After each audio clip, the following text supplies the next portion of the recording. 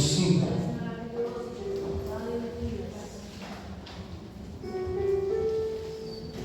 Efésios, capítulo de número 5. Enquanto os irmãos encontram, quero agradecer a Deus por mais essa oportunidade de poder estar aqui com os irmãos. Eu não sei os irmãos, mas eu já estava com saudade já, irmãos. Não sei se os irmãos sentem saudade de mim, mas eu sinto saudade dos irmãos. É um prazer estar aqui para podermos adorar e exaltar o nome do Senhor juntos, amém? Olha para o irmão que está do teu lado aí, dá um sorriso mais bonito que você tiver para ele e fala assim: irmão, vai tudo bem contigo? Se quiser dar um abraço nele, pergunta para ele: Jesus está cuidando, irmão? Amém. Às vezes a gente entra dentro da igreja, senta do lado do irmão, passa o mundo inteiro falando lá com o irmão. A Bíblia vai dizer: ó quão bom e quão suave é que os irmãos vivam em união ou em comunhão. Amém? Efésios, capítulo de número 5. Eu estarei lendo apenas o versículo de número 18. A palavra de Deus diz assim: e não vos embriagueis com vinho, no qual há excesso, mas enchei-vos do Espírito. Amém? Pode tomar o seu assento nessa noite, adorando e exaltando o nome do Senhor.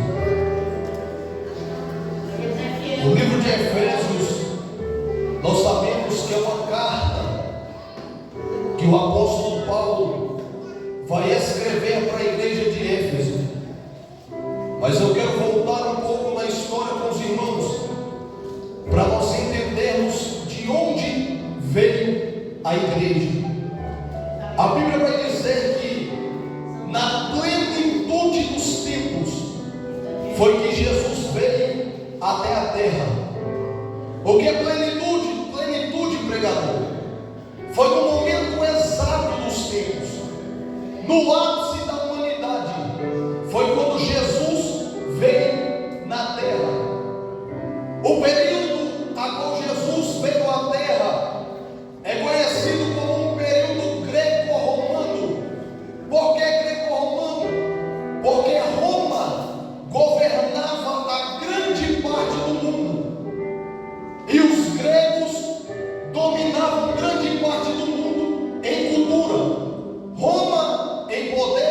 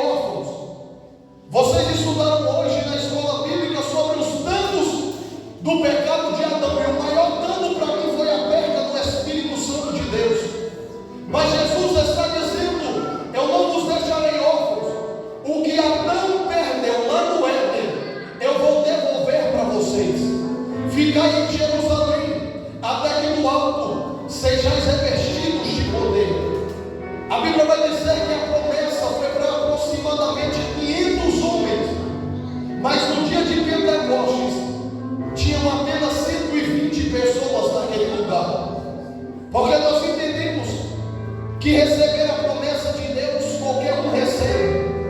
O difícil é suportar o processo até que a promessa se cumpra. A Bíblia está nos mostrando que de 500, 380 desistiram e foram embora, mas aproximadamente 120 permaneceram naquele lugar.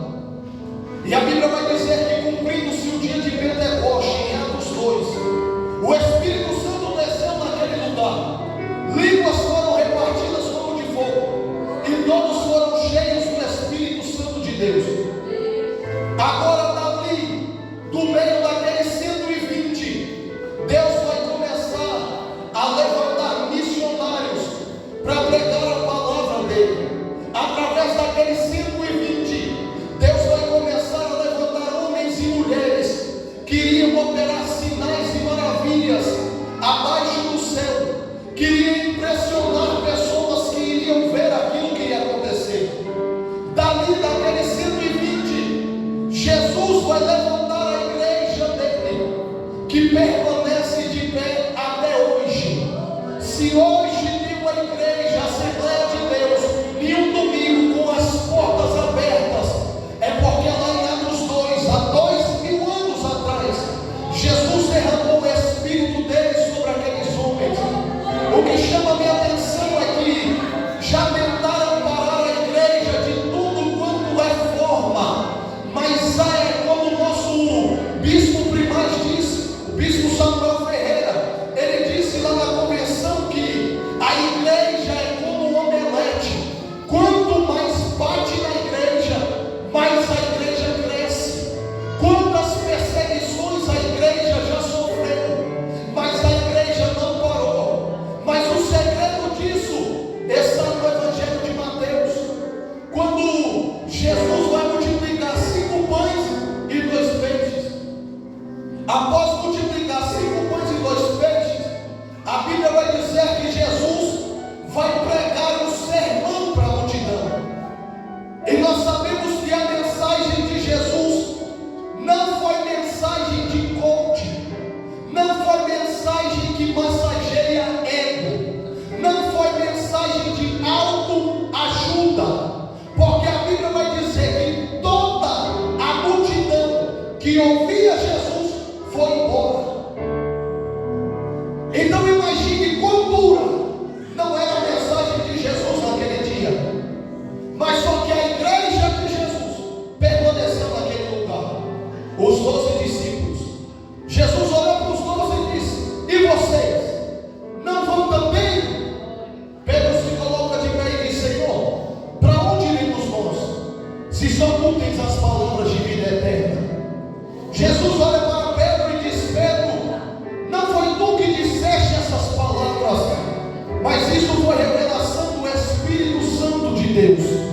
Jesus vai continuar o diálogo com os 12 e ele vai perguntar: quem dizem que eu sou? Agora Pedro vai se colocar de pé de novo e vai dizer: uns dizem que o Senhor é Elias, outros dizem que o Senhor é Jeremias, outros dizem que o Senhor é João Batista, e outros dizem que o Senhor é um dos profetas. Jesus está ouvindo a resposta, já sabendo do que iria ouvir, porque quem segue Jesus por causa de milagre não conhece ele verdadeiramente. A multidão que servia a ele por causa de pão e de peixe dizia que ele era Elias, Jeremias, João Batista, mas não sabiam quem verdadeiramente ele era. Mas aqueles que estavam com ele vão dizer: olha, tu és o Cristo, o Filho do Deus vivo. Jesus está olhando para Pedro e ele vai seguir dizendo: olha, tu és Pedro, e sobre esta pedra eu edificarei a minha igreja, e as portas do inferno não prevalecerão contra ela.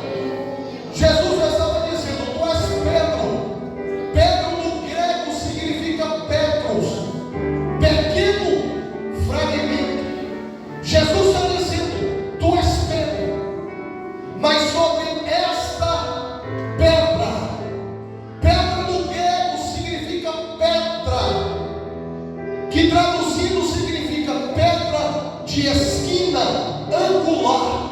Uma pedra de esquina angular, ela é a base de qualquer construção.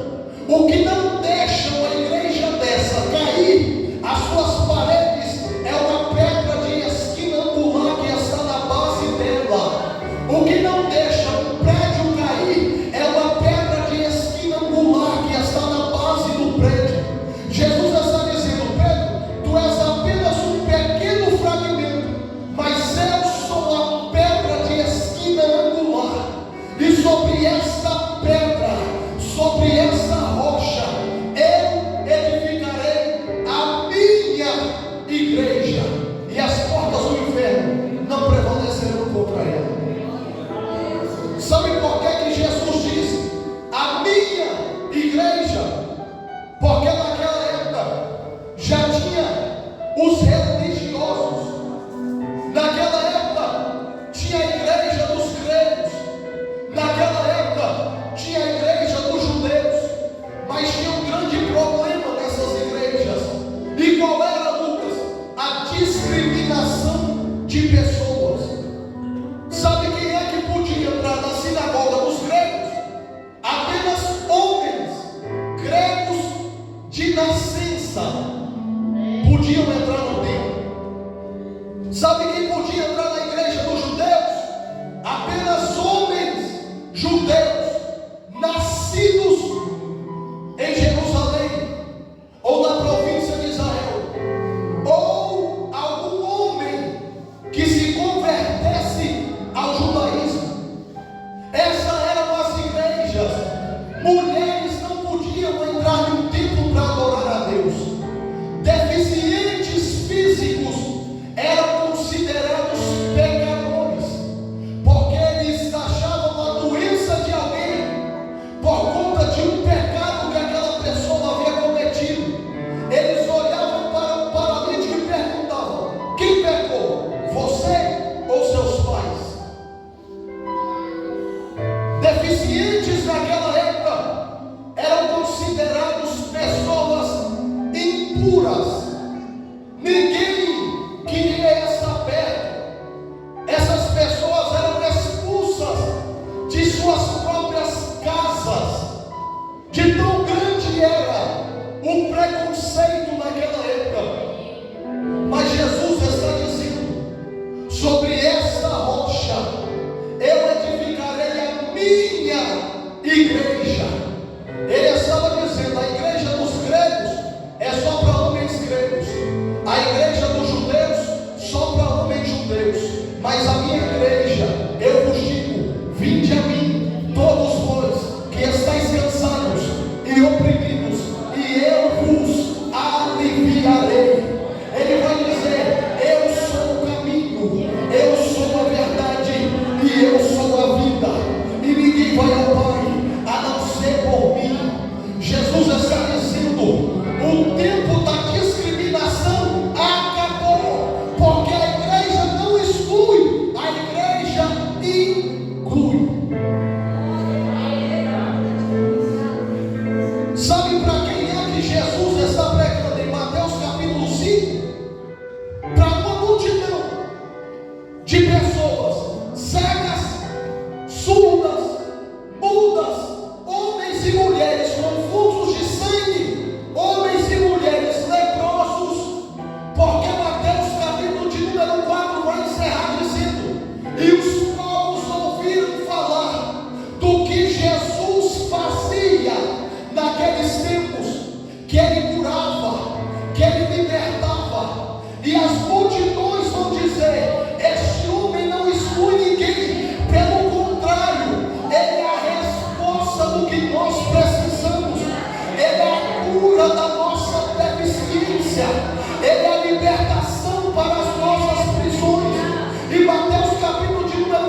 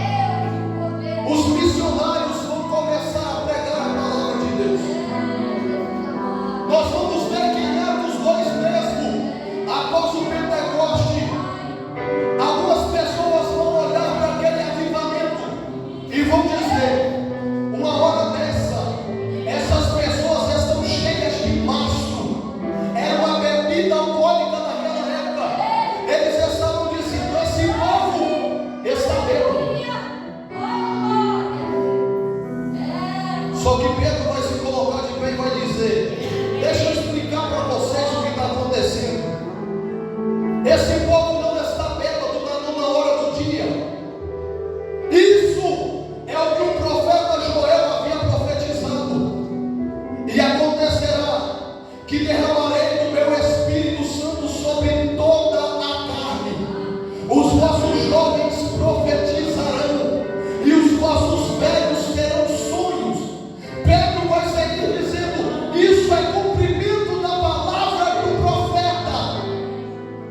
Naquele dia, 3.000 almas aceitam a Jesus através da pregação de Pedro.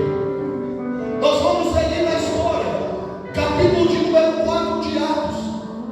Nós vamos ver que Pedro e João vão ser presos por Herodes e Pôncio Pilatos, os mesmos dois que crucificaram Jesus. Sabe por que eles vão ser presos? Porque no capítulo de número 3 de Atos, eles estão passando perto de um paralítico para entrar no templo de Formosa. E ali, aquele paralítico vai dizer para eles: me dê esmolas, me dê moedas. Eu estou aqui todo dia, eu fico mendigando, eu fico na porta do templo, porque no templo eu não posso entrar porque sou considerado impuro. Mas Pedro e João vão olhar para ele e vai dizer: eu não tenho prata e não tenho ouro, mas o que nós temos, nós te damos. Levanta, toma o teu leito e anda. É por conta da cura de um leproso que Pedro e João vão ser perseguidos, vão passar a noite na prisão. No outro dia, eles vão ser soltos e interrogados, e perguntam para eles: em nome de quem vocês fazem isso? Pedro vai dizer: nós fazemos isso em nome de Jesus de Nazaré. Pedro, como pregador, já exorta: aquele a qual vocês crucificaram, aquele que era a pedra de esquina angular. Eles vão olhar para Pedro e vão dizer: olha, nós vamos te soltar, porque não achamos nada contra vocês, mas deixa eu te falar uma coisa: não prega mais essa palavra, não prega mais essa mensagem. Sabe o que Pedro vai dizer? Como que eu vou negar a pregação do Evangelho se eu estou cheio do Espírito Santo? Ele estava dizendo: eu não tenho medo de ameaça, não. Eu vou continuar pregando essa mensagem.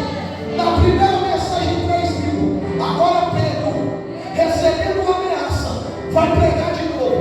5.000 almas aceitam a Jesus.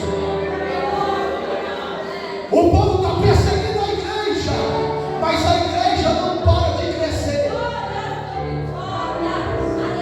Porque não importa o que vem lá de fora, aqui para dentro. O que importa é o que está saindo aqui de dentro lá para fora. Se a igreja estiver cheia do Espírito, pode se levantar o inferno inteiro. A igreja continua crescendo.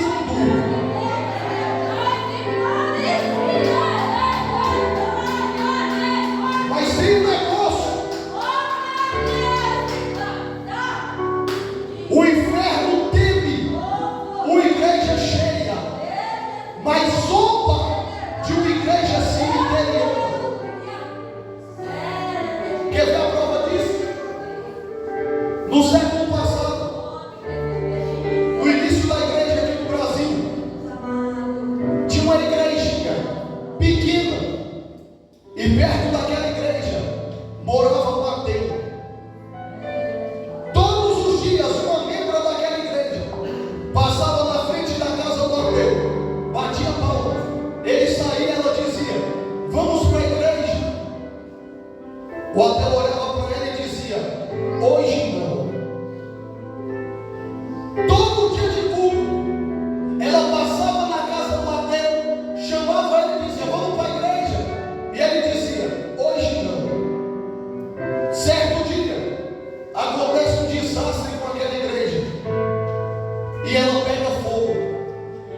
Agora os membros da igreja ouvem falar do ocorrido e correm para lá para ajudar a apagar o incêndio da igreja. Mas quando a irmã está lá, joga balde de água, pega a água e joga, que ela olha para o lado, o Abel está do lado dela. Ela olhou para ele e disse: eu não acredito, rapaz. Eu te chamo todo dia de culto para ir para a igreja e tu nunca foi. Hoje, tu vem ajudar? Ele disse: sabe por que hoje eu vim? Porque é a primeira vez que eu vejo essa igreja em chamas. O que chama a atenção de quem está lá fora é o fogo do Espírito que queima aqui dentro. Sabe por que muitas das vezes tu convida alguém para vir na igreja e ele não vem? Porque ele não vê o fogo do Espírito na tua vida. Mas a igreja daquela época era diferente. Porque Atos 4 vai dizer que após as perseguições, após a pregação de Pedro, a igreja vai se unir. E a igreja vai orar para ela. E a Bíblia vai dizer que o lugar aonde a igreja orou estremeceu por causa da oração dos crentes. Deixa eu te dizer uma coisa: as estruturas diabólicas têm que voltar a estremecer com a oração da igreja. A oração da igreja tem que voltar a surtir efeito. Você tem que voltar a orar com fé. Você tem que voltar a orar com convicção que o Deus que você serve é poderoso para fazer. Você tem que voltar a orar com a fé que você tinha no começo da caminhada. A oração da igreja tem poder para abalar as estruturas do inferno. Mas nós precisamos crer nisso. Nós precisamos acreditar no poder que a oração tem.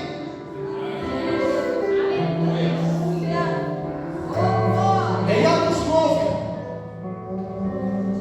o maior missionário do Novo Testamento após Jesus vai se converter ao Evangelho. De perseguidor vai passar a ser perseguido. Mas Paulo dizia: eu me alegro pelos açoites que eu sofro por amor a Cristo. Paulo dizia: eu me alegro quando sou preso, quando sou açoitado, porque eu sei que é por causa de Jesus, aquele que me chamou. E a história vai nos dizer que no ano 52 depois de Cristo, Paulo vai fazer a sua segunda viagem missionária. Lembra que as mulheres eram discriminadas? Agora, na segunda viagem missionária de Paulo, tem um casal junto com ele, Áquila e Priscila.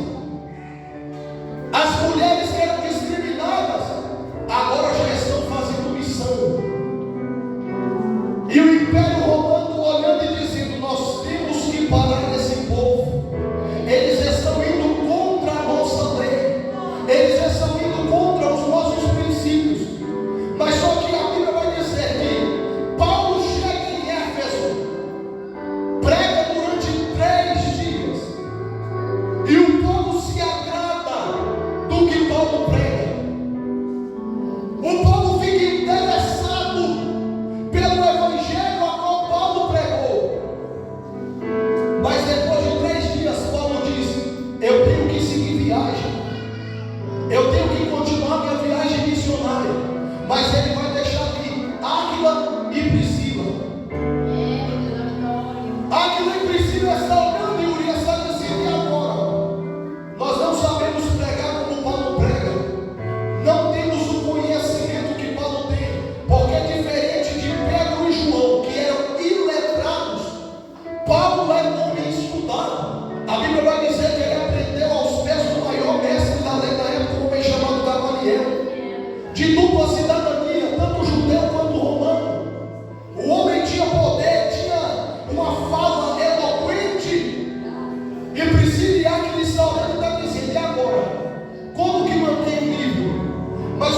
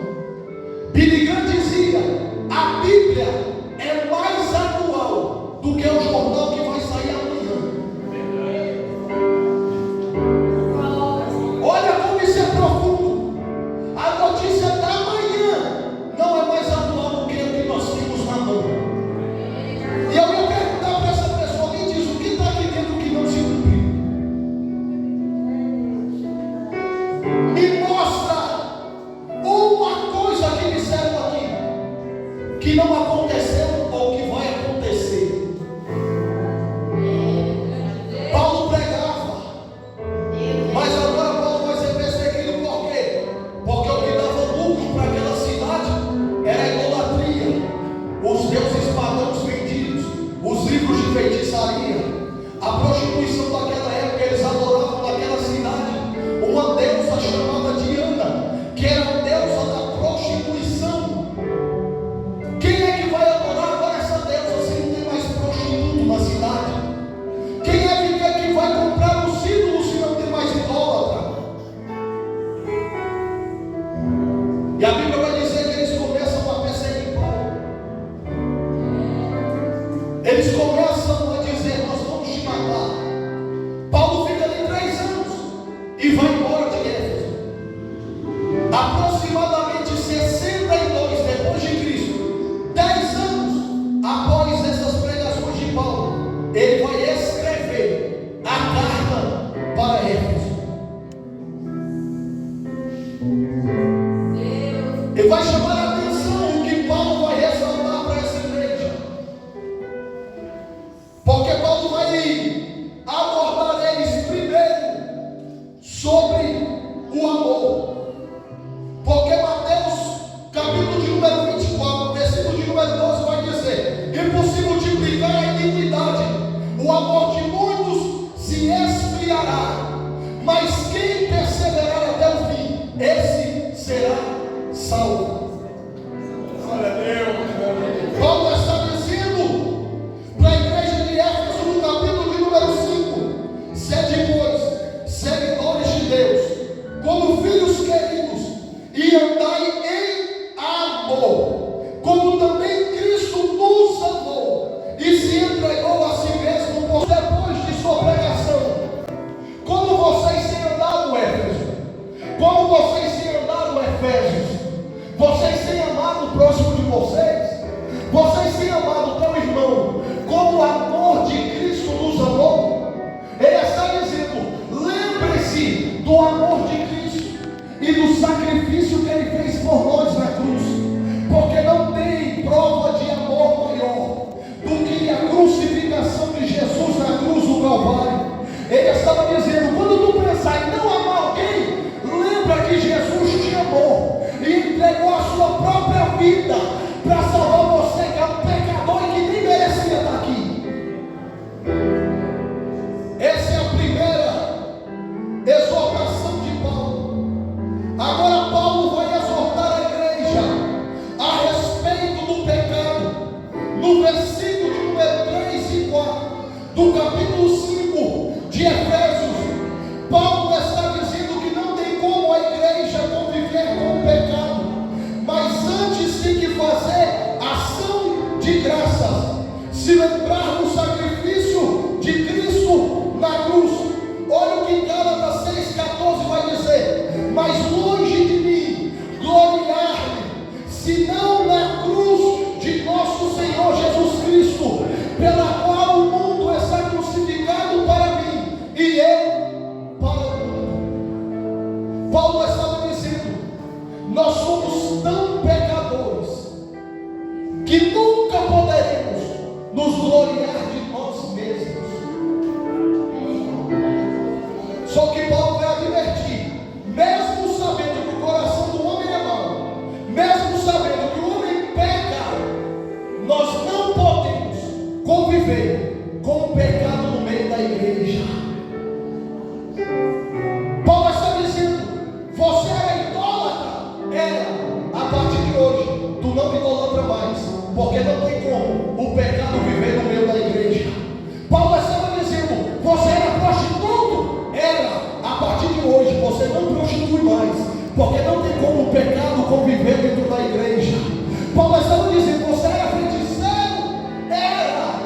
Porque não tem como mais continuar dentro da igreja fazendo feitiçaria. Ele estava dizendo: a igreja não vive com o pecado no meio dela. E ele vai dizer: mas antes, fazemos ações de graça. Paulo sempre apontando para a cruz de Cristo. Quando tu pensar em pecar,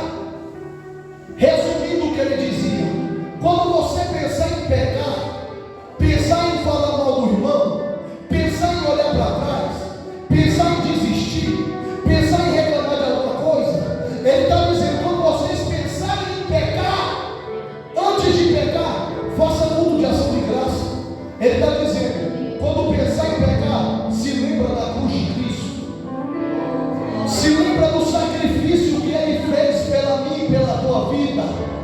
Quando a vontade de pecar e de ser infiel vir sobre a tua vida, lembra do sacrifício que Jesus fez por você. Para de ser ingrato, para de ser infiel e volta a prestar culto de ação de graça a Deus. Mas só que é por isso que eu falo que as pregações daquela época não tem nada a ver com a maioria das de hoje. Olha o que Paulo vai seguir dizendo no versículo 5, 6 e 7. Paulo vai advertir a igreja em não compactuar com os pecados dos outros, porque ao compactuarmos nos tornamos participantes. Tiago 4, versículo 4. Infiéis, não sabeis que a amizade do mundo é inimizade contra Deus? Portanto, qualquer que quer ser amigo do mundo constitui-se inimigo de Deus. Paulo está sendo mais duro. Ele está dizendo: não basta apenas não pecar. Se tu sabe que tem alguém pecado e não repreende, tu está compactuando com o pecado, está se tornando um pecador junto e vai os dois para o inferno. Sabe por que Davi confessou o pecado, Marcos? Porque ele tinha um amigo de verdade. Porque Natan era amigo íntimo de Davi. E se fossem essas amizades de hoje, ia bater no ombro de Davi e falar: fica de boa, ninguém vai saber não. Eu não vou contar para o pastor não. Mas só que amigo de verdade não é aquele que compactua com o teu pecado. Amigo de verdade é aquele que mete o dedo na tua cara e fala: ó, tu abandona esse pecado, tu vai queimar no fogo do inferno, rapaz. Natan está dizendo para Davi: esse homem é você, rapaz. Vai confessar esse pecado para Deus. É isso que Paulo está dizendo. Amigo de verdade não compactua com o pecado do outro.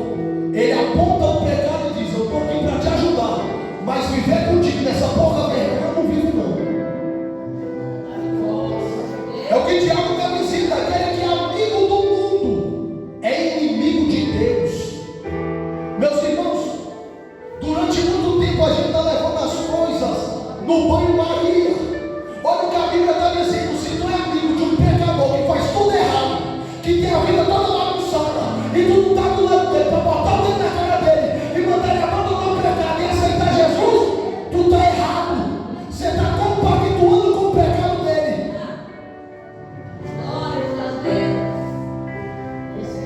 Não é culto de jovem não, mas jovens, quem são tuas amizades? Irmãos, quem é que é teu amigo? Irmãs, qual é o teu ciclo de amizade? É uma irmã da igreja, serva de Deus? Ou é a fofoqueira da rua que senta lá na tua casa para falar mal da vida da vizinhança toda? E tu ainda sempre ouve, compactua com o pecado, vai para o inferno por causa de fofoca. Segura ele, não vai apertar mais, irmão. Não é brincadeira a igreja do Senhor. Tem gente que acha que ela está de pé até hoje porque é só ir levando, não é não. É porque no meio da história homens tiveram coragem de se colocar de pé para pegar a verdade e trazer o povo ao verdadeiro e genuíno arrependimento.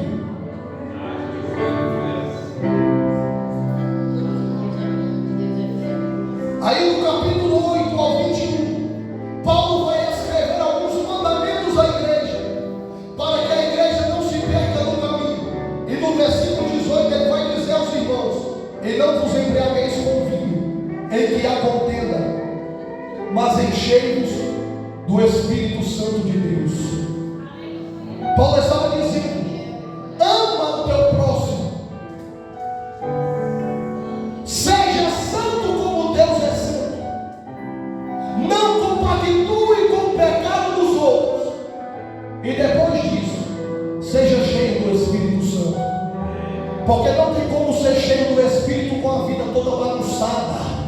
Não tem como ser cheio do Espírito com a vida toda pedregada, com o pecado te consumindo. Porque Deus te conhece. Salmo 139 vai dizer que Ele te sonda, Ele te conhece, Ele conhece o teu assentar e o teu levantar. De longe Ele tem o teu pensamento. E antes que uma palavra venha à tua língua, Ele já sabe.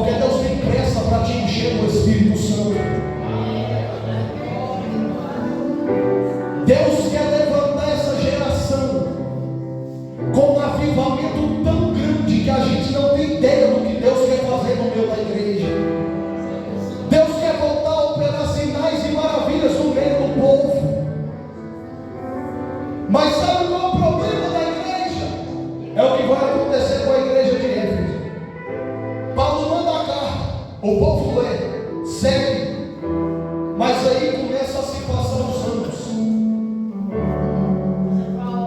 O tempo começa a passar, Marcos.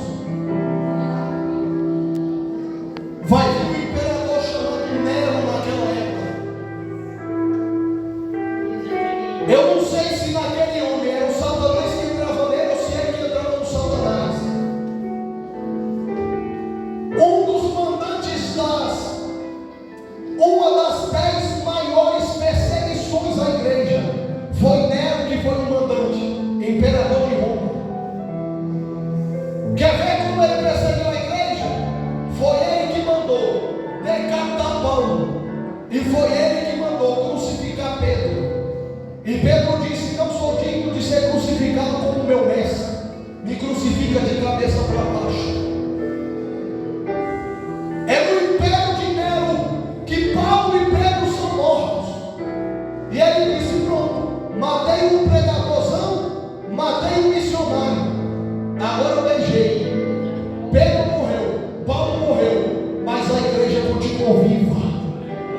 A igreja permaneceu. Todos os discípulos já morreram, mas sem um lá, chamado João, aquele a qual Jesus mais amava, aquele que colocava a cabeça no peito de Jesus, aquele que quando Jesus estava na cruz olhou para ele e para Maria e disse: João, essa é tua mãe, Maria, este é o teu filho. Foi o único que acompanhou Jesus até os pés da cruz, porque os outros correram com medo, se esconderam, mas João disse: o meu amor por ele é maior que tudo. Se quiser me crucificar junto com ele, eu vou, mas eu vou com ele até os pés da cruz. João está vivo ainda. 40 anos após a carta de Paulo a Éfeso, o imperador chamado Domiciano vai assumir o império, e ele vai começar a perseguir os cristãos novamente. Ele olha para João e diz: daquela remessa, só ele está vivo? Sim, então eu mato ele. É fácil. Aquece um tacho de óleo quente. Aquece um tacho, porque a partir de hoje, esse não prega mais. A partir de hoje nós acabamos com a igreja. Domiciano vai reunir o povo na praça, vai pegar um tacho, vai aquecer o óleo. Eles vão pegar João e vão dizer: quer dizer mais alguma coisa? João diz: não, não quero dizer nada não. Então morre logo, joga João lá dentro. Quando o desastre pregador, não tem desastre nenhum, irmão. João andou lá no meio do óleo quente e não morreu. Era Deus mostrando para aquele povo que o dono do povo da igreja era ele. Ele estava dizendo: vocês estão achando que mata na hora que quer? Vocês estão achando que faz do jeito que quer? João está dentro do tacho de óleo quente. Quem era jogado morria na hora, mas João está andando dentro do tacho e está dizendo: não tem como aquecer mais esse fogo aí não, porque eu estou achando esse óleo bem gelado. Aquece aí, Domiciano. Esse negócio aqui desse jeito eu vou demorar demais para morrer. Domiciano fica revoltado e diz: não tem jeito, eu vou mandar ele, eu já sei para onde. Ele vai pegar João e vai mandar João para a ilha de Patmos. Sabe por que ele manda João para a ilha de Patmos? Porque naquela época, quando eles achavam alguém, algum mediante, algum ladrão, alguém perturbador que não dava jeito, de jeito nenhum, eles diziam: tem um jeito para esse caboclo, manda ele para a ilha de Patmos. Que na ilha de Patmos ninguém nunca foi e voltou para contar a história. A ilha de Patmos era a última instância do império. Se nada der jeito, manda para lá, que lá já fique pronto. Ninguém nunca foi e voltou. Domiciano está dizendo: esse caboclo está achando de alguma coisa? Manda ele para a ilha de Patmos.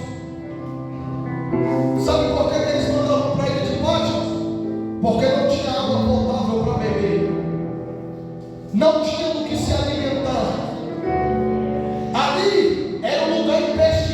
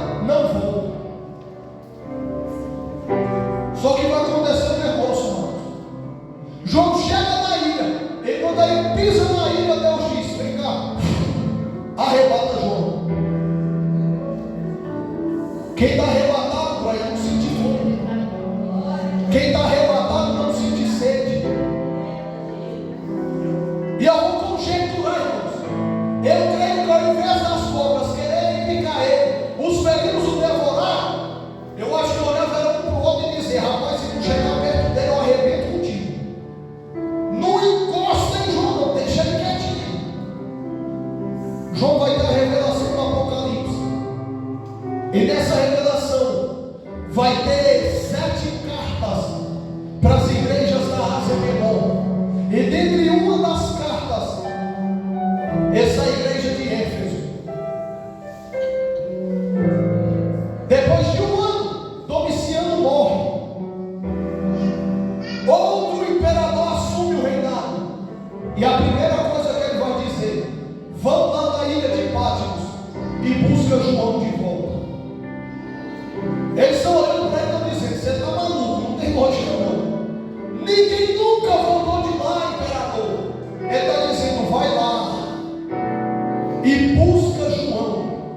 Ele chega lá, está lá João vivo esperando para voltar.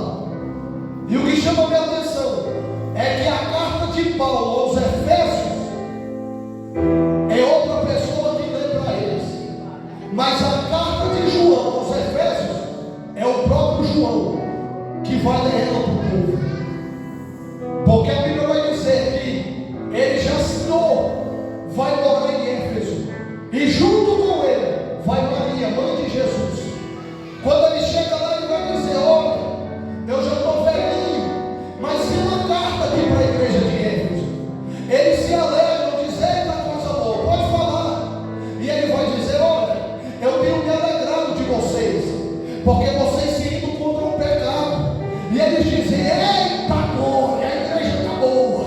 Ele vai dizer: eu tenho me alegrado, porque vocês se indo contra os nicolaítas, eram povos terríveis daquela época. Eles vão dizer: eita João, prega que a mensagem está boa. Mas ele vai dizer: peraí igreja, calma. Porém tenho eu algo contra vós. A igreja de Éfeso leva um susto e diz: ué João, mas espera aí, é o quê? Sabe o que eu tenho contra vós? Vocês perderam o primeiro amor. E a igreja vai dizer: mas João, e agora? Ele vai dizer: lembra-te de onde vocês caíram, volta à prática do primeiro amor. Sabe por que Deus vai dizer isso para Éfeso? E aqui eu já encerro. Porque a geração que ouve a carta de João não é a mesma geração que ouviu a carta de Paulo. E sabe qual é o grande defeito da igreja? É que com o passar dos anos, a igreja vai perdendo princípios no meio do caminho. Não estou aqui para pregar uso e costume, mas deixa eu te perguntar: há um tempo atrás, irmão usava calça? Há um tempo atrás, irmão usava bermuda e camisa cravada? Não, é pecado, claro que não, irmão. Mas eram princípios que a igreja tinha lá atrás. Era uma renúncia que o povo fazia, e nós vemos que Deus se agradava, porque olha o que Deus fazia no meio da igreja. Quando a igreja é intitulada como quadrada, como os crentes eram conhecidos como besta, olha o que Deus fazia no meio da igreja. Quando a igreja preferia ser radical do que se adequar às coisas do mundo, olha o que Deus fazia no meio da igreja. Quando a igreja priorizava a santidade na presença dele. João está dizendo: você está perdendo princípios no meio do caminho. Lembra de onde vocês caíram e volta à prática do primeiro amor. Eu te convido a ficar de pé nessa noite.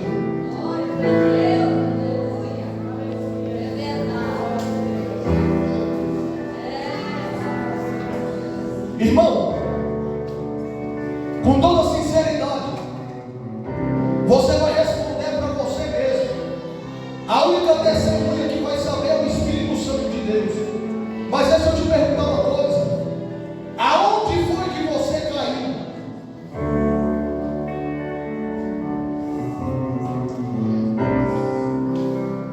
Qual foi a prática do primeiro amor que você deixou de praticar?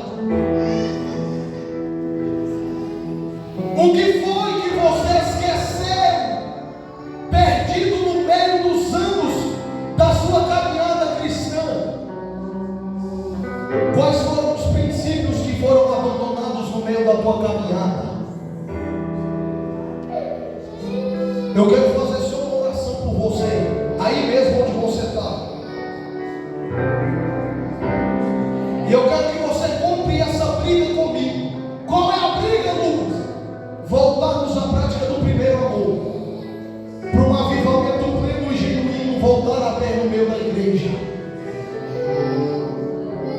Eu só preciso que você diga: Lucas, eu vou endireitar minha vida, eu vou endireitar os meus caminhos, eu vou voltar à prática do primeiro amor, vou abandonar o pecado, não vou compactuar com ele, e você chega no Espírito. Se hoje você tomar essa atitude e verdadeiramente fizer isso, eu duvido se o avivamento não volta para o meio da igreja. Se você realmente deseja, hoje o Espírito Santo vai te visitar e você vai sair daqui renovado. Porque sabe o que Paulo e Pedro oravam e pediam quando eles iam pregar? Deus, através da nossa oração, batiza com o Espírito Santo. Deus, através da nossa pregação, cura, salva, liberta, transforma. E eu quero pedir para o Espírito Santo nessa noite, que através dessa oração que eu vou fazer, o Espírito Santo batize no meio da igreja, o Espírito cure doenças da alma, o Espírito Santo liberte do pecado, o Espírito Santo tire as escamas dos olhos espirituais, o Espírito tire a surdez espiritual. O que eu quero pedir para Deus nessa noite é que através dessa oração as estruturas diabólicas sejam abaladas. E meu Deus, que o Senhor visite a tua igreja nessa noite de uma maneira especial. Eu creio que hoje, através dessa oração, sinais voltarão a ser manifestos no meio da tua igreja. Feche os seus olhos agora. Se desligue de tudo. E eu não sei quanto tempo tu não fala com ele, mas essa é uma boa oportunidade para você voltar a falar.